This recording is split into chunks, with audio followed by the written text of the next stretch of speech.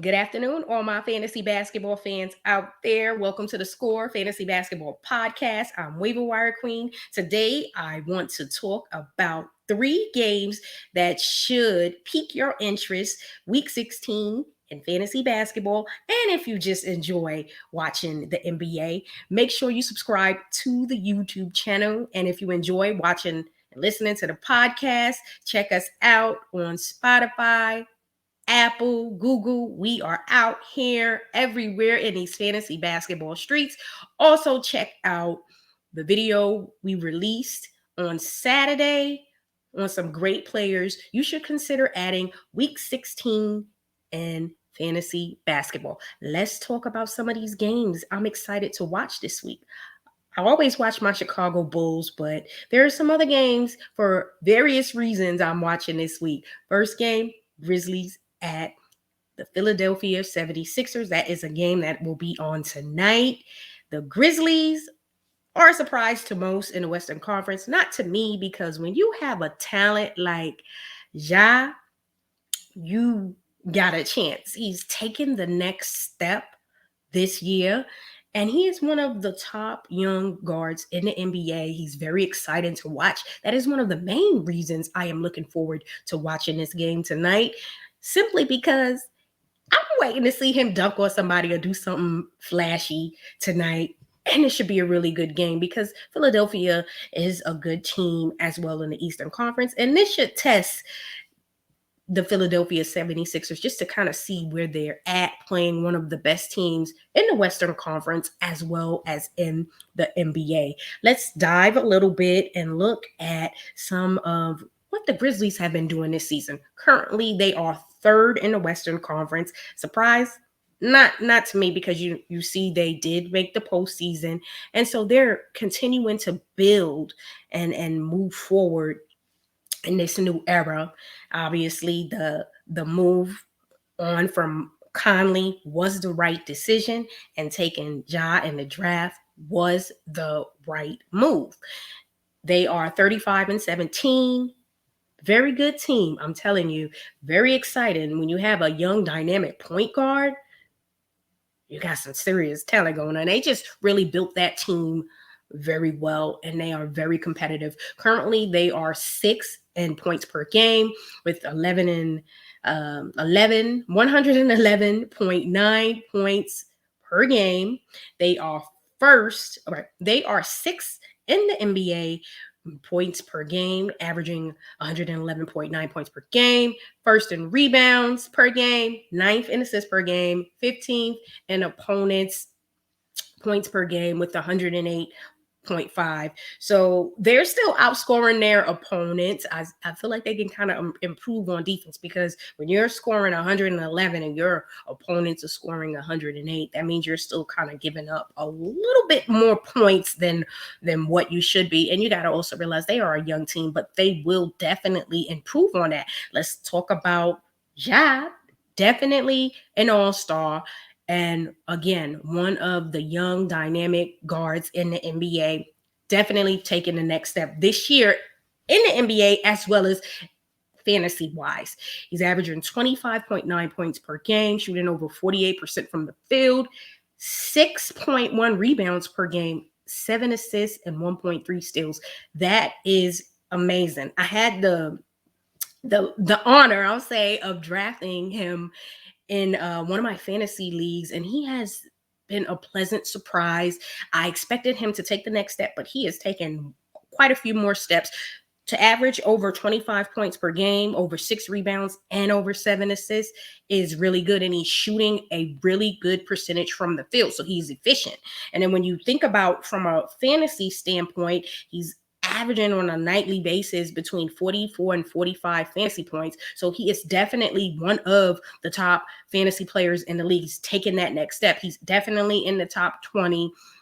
I want to throw him in the top 10, although he kind of slid a little bit, and that was due to missing some time with injuries. But nonetheless, you can draft him with confidence. He is definitely a player that you should be checking for, just if you are a fan of the NBA or in fantasy. He's definitely a player that I would consider building around in a fantasy basketball dynasty league.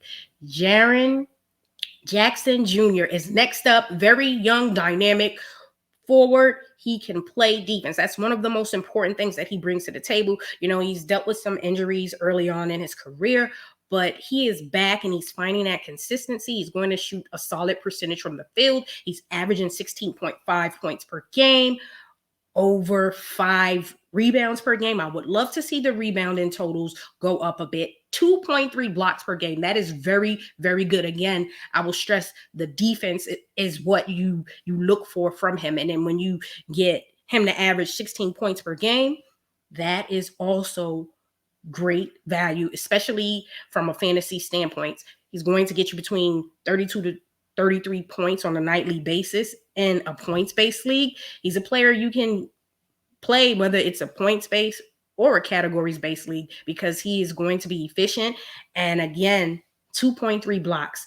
Not a lot of bigs are able to do that. He's very young, talented forward, and I'm just glad that he's back and he's healthy.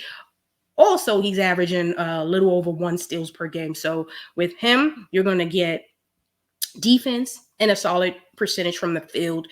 However, I would love to see those rebounding totals increase a bit. But this is going to be a good game because Steven Adams get the guard. Steven Adams get the guard Joel Embiid. Let's see how that goes. Steven Adams, I honestly thought that was a good trade for them. Whether they made the move or not, they still were going to take the next step with Steven Adams. He's just simply going to get you a lot of rebounds. So he's averaging 6.5 points per game, a little over 9 rebounds per game. That's exactly what you expect from him. And he's going to shoot a high percentage from the field, and he's going to get you at least 24 to 25 fantasy points. So in a points-based league, he'll stay right within that little frame of 24 to 25 points. And then in the categories-based league, he's going to shoot a high percentage from the field, and he will rebound the ball because he's averaging 9. That is what he does. And he's going to catch an alley-oop or two from Ja and dunk on somebody. All right? So, yes, please, Adams. Very, very good move for them. And Desmond Bain has taken the next step. He's having a breakout season, averaging 17.7 points per game, 41.9% from threes, which is tremendous. Okay. Wasn't expecting that. Wasn't expecting him to be one of those breakout players in fantasy, but he is, because he's averaging between 28, 29 fantasy points on a nightly basis. Didn't expect that. However, if you had a chance to pick him up early on this year off waivers, definitely a player that is going to be consistent and will continue to produce all year long. He kind of fell off a little bit, and that was due to injuries. He's back. He's performing. Very good young player, averaging 4.3 rebounds per game, and he's taking the next step. Also, Dillon Brooks, pleasant surprise last season. He's injured right now. With Dillon Brooks, he's simply going to score the ball. They have a really good, young, exciting team led by one of the most talented guards in the NBA. Let's switch it up to the Philadelphia 76ers. 30-19 in the Eastern Conference. They are currently 3rd, right behind my Chicago Bulls and the Miami Heat. I think a lot of teams thought they would fall off a bit. And even fans probably thought they would fall off a bit with the whole Ben Simmons situation. But nonetheless, no, they are staying right there. Doc Rivers, he's a good coach. Even though he hasn't lived up to the expectations in the postseason, he's still a very good coach. And his guys are well coached, and they are still in the mix. You know, at the beginning of the season, early on, they were at the top. Top 3 is still in the top, and they are playing very, very well. The East is getting real tight. It's getting real interesting with some of these teams. Currently, they are 21st in points per game, averaging 107.7. That is not great, but you got to realize they're missing Ben Simmons' production. 30th in rebounding, which is bad. And again, I will say that has something to do with Ben Simmons, because you figure your point guard is averaging 7-8 rebounds per game. He's pretty much averaging almost a triple double on the season, and you don't have those stats because, you know, he is out. They are 20th in assists, and again, I say that has something to do with Ben Simmons. And opponents' points per game, 105.3, which is really not bad considering today's NBA. It's very high scoring. But nonetheless, they are still right in the mix at the top of the East. Just imagine if Ben was back, if Ben was playing with them, they probably would definitely be in that number one spot, or at least competing with Miami and the Bulls for the number one spot. But top three is still really good. Tyrese Maxi has taken it to the next level. Most of us expected him to take a leap and become a much better player, one of the most improved players in the NBA, and a sleeper going into the season fantasy wise. And he's averaging over 16.5 points per game, shooting over 46% from the field, which is very good. And he's shooting 40% from three. So he has really developed and playing extremely well. You got to think he's shooting a higher percentage than Ben Simmons would be from threes. So just imagine if they had both of these guys in the game at times together. 4.6 assists and then 3.5 rebounds. And he's averaging 28 to 29 fantasy points on a nightly basis. Most people did not pick him up off of waivers. You drafted him because the expectations were high, especially knowing that Ben Simmons most likely was not going to play this season. And he's definitely living up to the hype. I wasn't expecting them to sign Andre Drummond. They did. He's averaging 6 points and 8.8 rebounds per game. Drummond, you're specifically looking for him for rebounding from a fantasy standpoint, and he's going to get you 22 to 23 fantasy points on a nightly basis, and he will shoot a high percentage. So he's a player that you still should have on your team in fantasy because, again, alone in a categories-based league, if you're looking for nothing else but the rebounds will be there for him no matter how many minutes he plays. And he's had times this season where he's played a lot of minutes with Embiid in and out of the lineup. Tobias Harris, slightly down season for me because with Ben out, you figure he's going to take it to the next level, but he's still having a good season statistically. 18.7 points per game, 7.4 rebounds. He's only shooting 33.8% from threes, but he's never been the greatest three-point shooter. And he's averaging between 34, 35 fantasy points on a nightly basis. Again, slightly down for me because the expectations were a bit higher because of Ben being out. And Joel Embiid is just doing what he normally does. 28.9 points per game, 10.7 rebounds, 4.3 assists, 1.5 blocks, even averaging a steal. He's shooting a really good percentage from the field at 49.7%, 36.5 from threes, which is really good. And it's going to get you between 51 to 52 fantasy points on a nightly basis. And some nights it's going to be even more because he's just that talented. He's their guy. That's who they want. This is their franchise player. Of course, they want Ben to stick around, but that's just not going to work. We'd love to see them make a move before the trade deadline so they can just move on and get somebody else and just move forward with the team. Okay? But apparently, Daryl Morey is not interested in doing that. And again, Ben Simmons is out. Just imagine if he was there, you would at least have 14, 7, and 8, and some great defense. Even though Trey played very well this postseason, Ben Simmons made him miss a lot of shots. He wasn't getting a bunch of easy shots on Ben Simmons. So again, that defense is what you're missing from Ben, and the rebounding and the assist as well. Then Seth Curry is doing what he normally does, 15.8 points per game and shooting over 41% from threes. And he's averaging between 25 to 26 fantasy points. So this game should be a very good game. This is a game between two teams that would be in the playoffs. I believe the Grizzlies will win this game because I think overall they have a better team and a better supporting cast. They're not going to be able to guard one of the youngest dynamic guards in the NBA.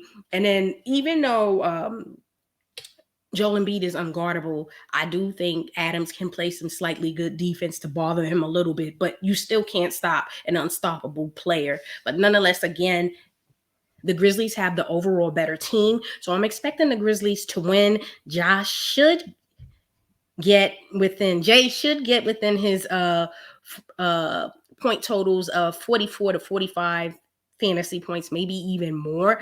Embiid as well. These are the top guys, so you're simply not going to be able to stop them.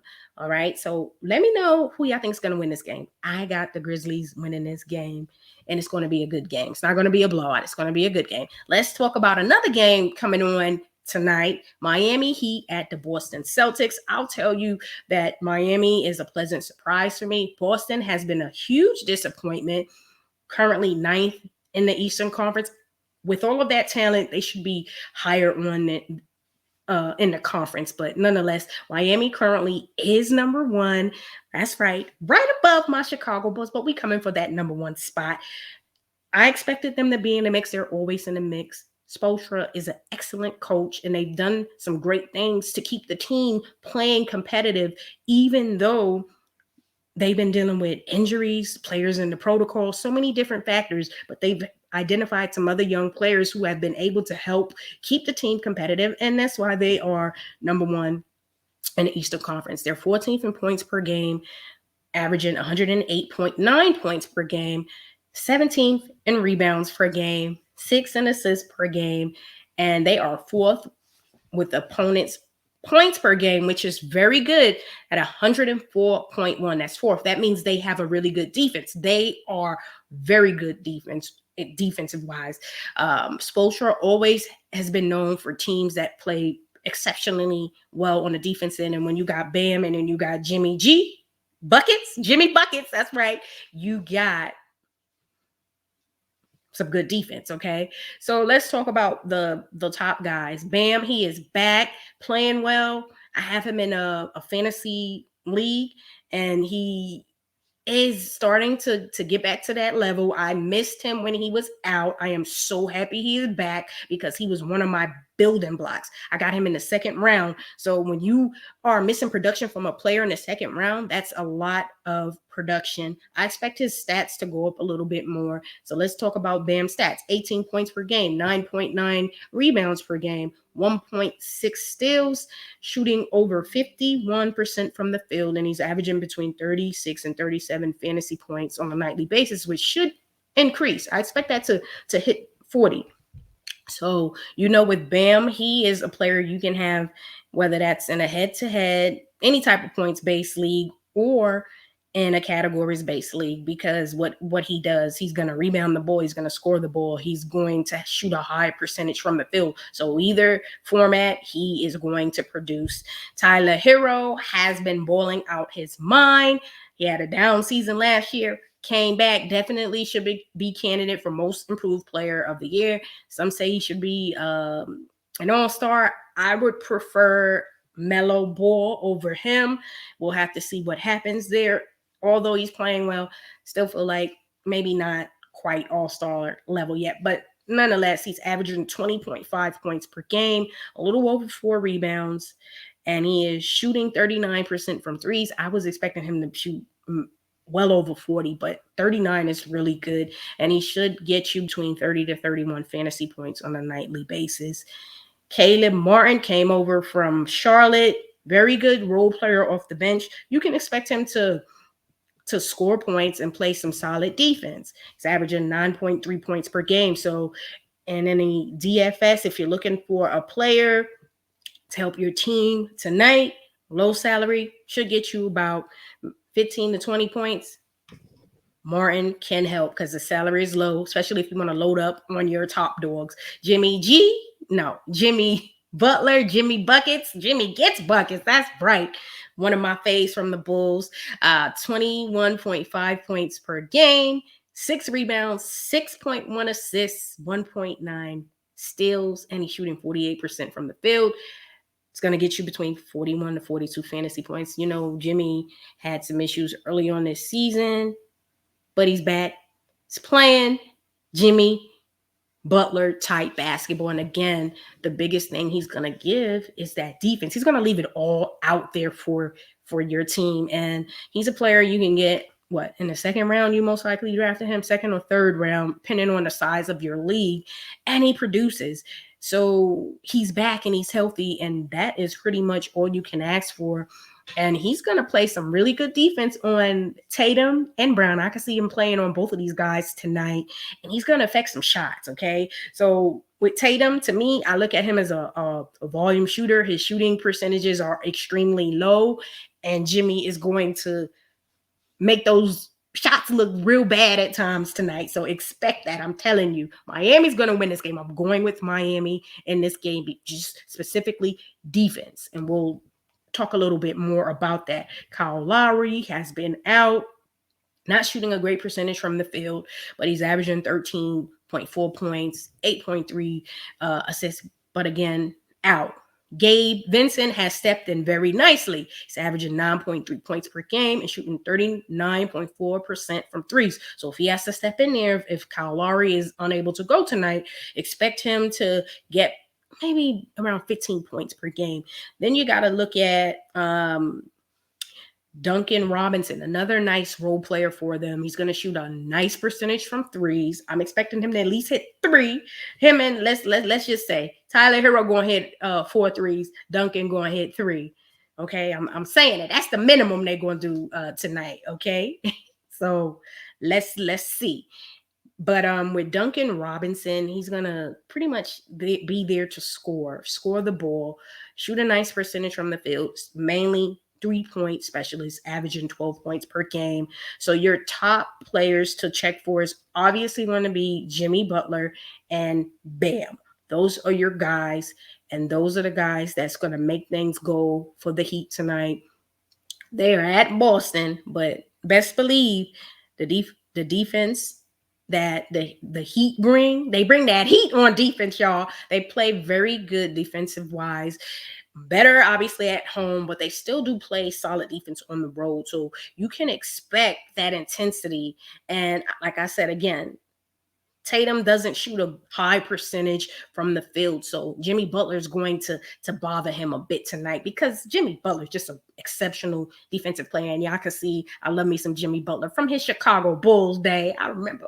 Y'all, I'm still living that Bulls thing. But let's talk about the Celtics. 26-25, 9th in the Eastern Conference. Again, I feel like this is a down season for them. You have 2 of the best young two-way players in the league, and they just cannot put it together.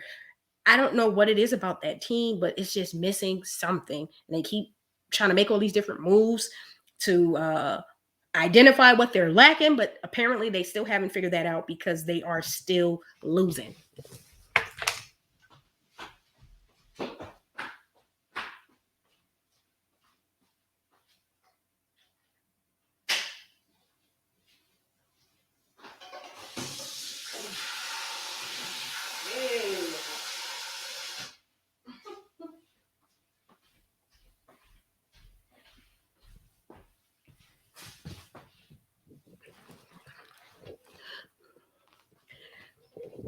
So let's talk about the Boston Celtics. Currently 26-25, 9th in the Eastern Conference. And again, I did say this is a down season for them. Again, I don't know. Let's look at the numbers. So they are 20th in points per game with 107.7, 4th in rebounds, which is really good, 23rd in assist point game, and 7th at opponents' points per game, which is very good. So that means they play very good defense. So this is going to be a defensive game. So you may not see the 100-point game, because these are 2 really good defensive teams. So you can expect some defense. Jason Tatum is one of the really good young players in the league. I'm not impressed with his shooting percentages. He's only shooting 42.5% from the field and 32.9% from threes. He has to get that up. I expect him to be better. He should be better. He's got to be better, but he's averaging 25.9 points per game. He's capable of dropping 50, but again, you're going to notice that he's going to shoot a lot of shots, and his percentage is not going to be that high. Definitely got to get that field goal percentage around 35, and his 3-point percentage should be much better. But nonetheless, he's still one of the young, dynamic scorers in the NBA. He averages 8.4 rebounds per game and 3.9 assists, and is going to get between 42 to 43 fantasy points. One of the top players in fantasy. Again, field goal percentages are not that good for me, and I value that, especially when I'm playing in a categories-based league. I am in one, and he's not a player I would take because of that percentage. I would go with Brown, because with Brown, I'm still going to get a little more on a defensive side. of things, and Brown shoots a better percentage from the field and from three. So let's go right into the Jaylen Brown. He's the two-way player of the two. Averages 24.1 points per game, shoots 45.3% from the field, 35.9% from threes, 6.8 rebounds, 3 assists, 1 steal, 37 to 38 fantasy points. You got to understand with Brown, he's going to play good defense. That's one of the things I love about Brown. Good defense. He's always considered kind of like the other guy, but I look at him as a main guy as well because he is today's NBA two-way player.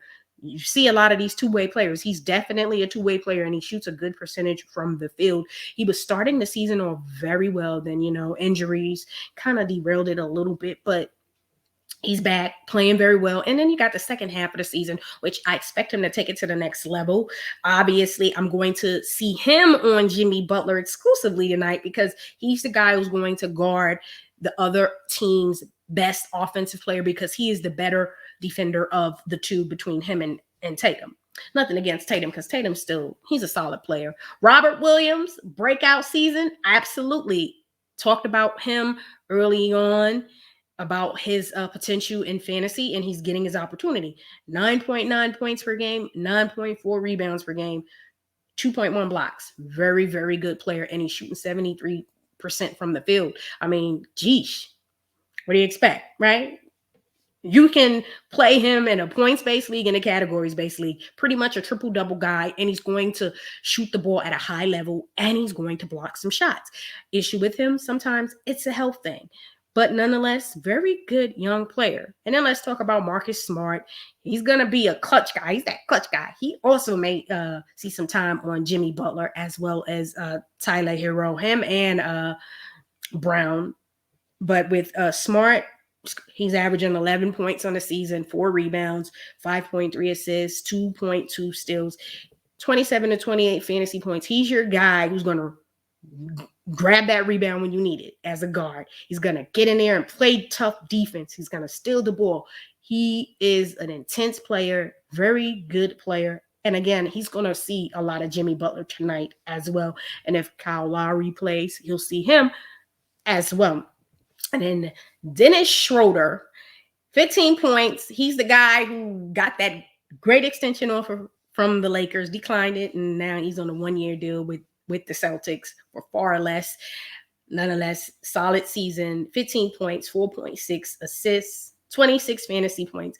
I'm going to say that the Heat is going to win the game. They are the better overall team. They play much better together. They don't, they're not playing this individual basketball, even though, Jimmy, he has his ISOs. But sometimes it looks like Tatum and Brown are not playing the full team basketball. And you heard that early on this season, and you hope they could turn it around and move it up in the Eastern Conference because they have the talent. So I'm looking forward to seeing what they do the second half of the season, because right now, to me, it's a disappointment. 9th in the Eastern Conference is unacceptable for the Celtics considering the talent they have, but they just haven't been able to put it together. Miami's going to win this game. Jimmy is going to have a really good game. And Bam, even though Williams is playing very well, he's not going to be able to stop Bam. Maybe you'll see a little Al Horford on him. We'll have to see. But again, I'm going with the Heat tonight. And let's talk about the Brooklyn Nets against the Phoenix Suns on February 1st. This is the third game this week that I'm really going to be watching. And again, I'll be watching all Chicago Bulls games too, all right? Because that's my team, all right? All right. So with the Nets, they're kind of sliding back in the conference, and some of that is obviously KD is injured, and then Kyrie is on a part-time basis, so you don't have all of your key guys, and everyone's in and out of the lineup due to so many different things: injury protocol, part-time, low management, just different things. And then a lot of their role players are really not that great. Okay, I'm just gonna say it. Well, the Nets are 29-20 in the Eastern Conference, currently in 6th place, on a 4-game losing streak, 4-6 in the last 10, which is very bad. Again, they haven't been playing that good. I will tell you this. The role players are really not that great. You got Brown, who would be the guy you would just automatically assume would step in for KD and fill that role, but he hasn't played good at all this season. And they're going to have to figure that out. Right now, they're 5th in points per game with 112, 11th rebounds per game. They're ranked 8th assists per game, and they are averaging opponents are averaging 110 points per game against them. They're ranked 19th, which is really bad when you're giving up 110 and you're scoring 112. 19th, that's just right there in the middle of the pack. They're going to have to get better on defense. And again, when you are missing Kevin Durant, 29.3 points per game, 7.4 rebounds, 5.8 assists, over 52% from the field, 47, 48, almost 50 a night. In regards to fantasy points, you are missing your best player. It's going to be hard to compete, whether you have James Harden 100% of the time or Kyrie part-time. Their guy is KD, and they are missing him. Patty Mills has been playing very well. He's shooting 42% from threes, which is good, and he's averaging 13 points. And some nights he has to start. He has to, with Kyrie being out. And playing only on a part-time basis. So Mills is playing very well. But again, with him, all he's going to do is score the ball. He's not going to be able to bring much else to the table. And his scoring is specifically going to come from threes, which he is doing a very good job at. Now, Kyrie, just look at his part-time statistics. 23.4 points per game, over 4 rebounds, over 5 assists, a steal, shooting over 50% from the field, but it's only on a part-time basis. So it's going to be hard to get that chemistry going when you don't have your guys consistently. And with Kyrie, if he was full-time, just imagine what those stats would be. He's going to get you between 37 to 38 fantasy points on a nightly basis. I did recommend drafting him, but I also said be cautious where you draft him. You don't want to draft him too high and then say he doesn't play this year. And I had that same thing with Ben Simmons. But with Ben, I don't know.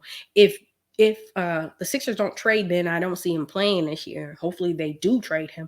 But with Kyrie, you are being rewarded on a part-time basis. So some rewards is better than none, okay? So if you drafted Kyrie at the right spot and you stuck with him, he's helping your team a bit.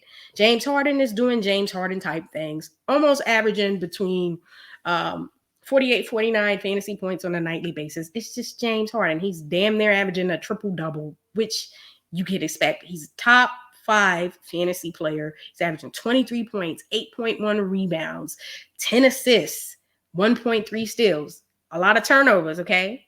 4.8, almost 5 turnovers per game, which is extremely bad. But you don't care because he's still going to get you almost 50 fantasy points on a nightly basis. And some teams, it takes 2 or 3 players to get 50 points. So if you get 50 out of one person, you got you a gem. And right now, he is the lead guy with KD out. Joe Harris, he's out. He shoots 46% from threes. That's all he's going to give him. He kind of came up small in the postseason. So he's not a player I would draft. But if you are looking for a player with threes, you would be looking at him. But he's out tonight. So not going to have him. And then Nick Claxton averages 9 points, 5.5 rebounds, 1.1 block, and he is shooting 65% from the field. And with him, you got to understand that he is a really good young big, but again, injuries in and out of the lineup is kind of slowing him down this year. I'll tell you this, and I will say it right now. The Suns will win this game. The Suns are a complete team, a really good team, the number 1 team in the NBA because they have the best record in the NBA. They are number 1 in the Western Conference, and they're on a 10-game winning streak, which is very impressive. It's not impressive. The Suns is just really good, got daggone it. They just real good, well-coached team, okay? They are 40-9. That's right, 40-9. 3rd in points per game, averaging 112.8. 5th in rebounds, and look at it. They are in the top 10 in all of these stats. 5th in rebounds with, which is really good. 5th in assists. 6th in opponents' points per game. 104.9. So they play really good defense. And again, I will say it. the Suns going to win this game, okay, because they have all of their guys and they are a complete team and they play more of a team basketball. They have more chemistry going and their role players are better. JaVale McGee, 10 points per game, 7 rebounds, and 65% from the field. And this is your guy coming off the bench. Devin Booker, 25.1 points per game, 5.5 rebounds, 4.5 assists, and he is shooting 44% from the field. So he'll get you his normal 39 to 40 points. BK is not a great defensive team, so I expect any of your top players, fantasy wise, like Devin Booker, Paul, they're going to get their points, and you can expect them to have really good games. Chris Paul, 14.7 points, 10 assists, obviously a double-double guy. He's going to have a good game playing defense and steals, 1.9 per game, and he shoots over 48% from the field, which is very good. Chris Paul is still playing at a high level, even though, he's up there in age. Let's face it, Chris Paul is up there in age, but he's still producing, and that's all that matters. As long as you can produce, you can play. And he's one of the reasons why this team is in a position to be a contender in the West. Okay, so come on now. And now let's talk about Ayton. He's out, so we'll see if he can return tonight. He's averaging 16.8 points per game, 10.6 rebounds, shoots over 63% from the field. That's their guy. But Biyombo and JaVale McGee obviously are handling that pretty well. And they still gonna win this game. I don't care what anybody says. Cam Johnson, very good. Stretch for much better season this year. He had a breakout year last year, especially even in the postseason. He's averaging 12 points, 4.3 rebounds, and shooting over 43% from threes. This is their guy coming off the bench. 6-man off the bench, y'all. Okay. Macau Bridges, Sixers should have kept him, but they traded him, and he is very good defender. I can see him playing on James Harden a bit, and since we are playing in Phoenix, you're gonna expect Kyrie, so I can see him on Kyrie a little bit as well to bother Kyrie too. Macau's gonna score 12 points. He's gonna do a little bit of everything and shoot a solid percentage from the field, 37% from threes. And then Jay Crowder is going to do a little bit of that as well. Play some solid defense, get you about 9 points, get you about 4 or 5 rebounds per game. So they really have a total team. And again, I expect the Suns to win tonight. So y'all let me know who you think are going to win out of these 3 games. Also, let me know what games you are watching tonight. Make sure you subscribe to the channel. Can't stress that enough. Subscribe to the channel so you can see more great content like this. Also, check out our episode we put out earlier this past weekend.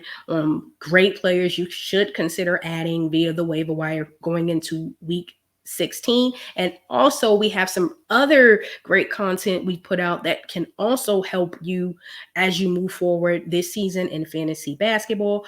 Check us out on Spotify, Apple, Google. We are out here in these fantasy basketball streets. Peace.